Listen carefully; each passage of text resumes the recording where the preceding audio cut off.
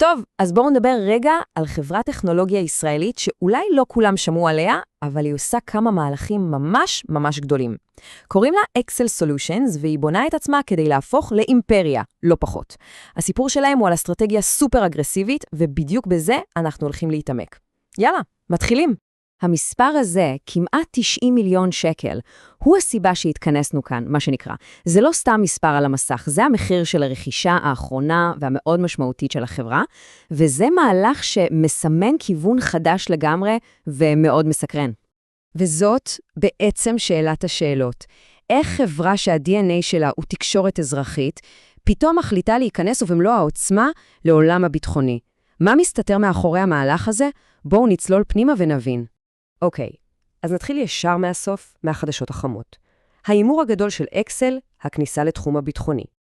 אז בואו נפרק את זה רגע. מה קורה פה בעצם? אקסל קונה שתי חברות, סטארלייט ונקסט ווייב, שהמומחיות שלהם היא טכנולוגיות תקשורת צבאיות. ועכשיו תראו את מבנה העסקה. זה מעניין. יש סכום גדול במזומן מראש, אבל השאר תלוי ביעדים, בביצועים שלהן עד 2028. זה אומר שזה לא סתם קנינו וזהו, זו לגמרי הצהרת כוונות. אקסל מסמנת פה טריטוריה ואומרת, באנו לחבוש את השוק הביטחוני. אבל רגע, כדי להבין איך חברה בכלל מגיעה למצב שיכולה לעשות מהלך כזה, חייבים להסתכל קצת אחורה, על סיפור הצמיחה שלה, שהוא פשוט מסחרר. בואו ניקח את מכונת הזמן שלנו אחורה, לא כל כך רחוק, לשנת 2019. הכנסות החברה, 44 מיליון שקלים. מספר מכובד, בהחלט, אבל חכו, זו רק ההתחלה. ועכשיו קפיצה של 3 שנים קדימה ל-2022. תראו את הזינוק הזה. ההכנסות קופצות פי 5 כמעט, ל-208 מיליון. זו כבר צמיחה אקספוננציאלית, לא פחות. ומה התחזית לשנה הנוכחית? תחזיקו חזק. 464 מיליון שקלים. אנחנו מדברים פה על קפיצה של יותר מפי 10 ב6 שנים. השאלה המתבקשת היא, איך לעזאזל הם עשו את זה? והנה התשובה. הגרף הזה מראה לנו בדיוק את האיך.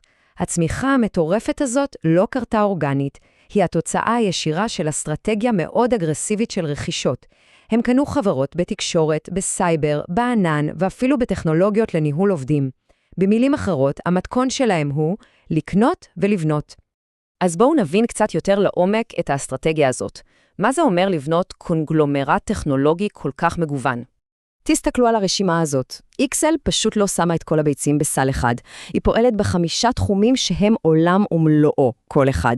מתקשורת וסייבר ועד בינה מלאכותית. מה שהם עושים בעצם זה לבנות לעצמם תיק השקעות של חברות טכנולוגיה, והכל תחת קורת גג אחת. והטכנולוגיות האלה הן לא רק מושגים באוויר, יש להן שימושים מאוד מעניינים.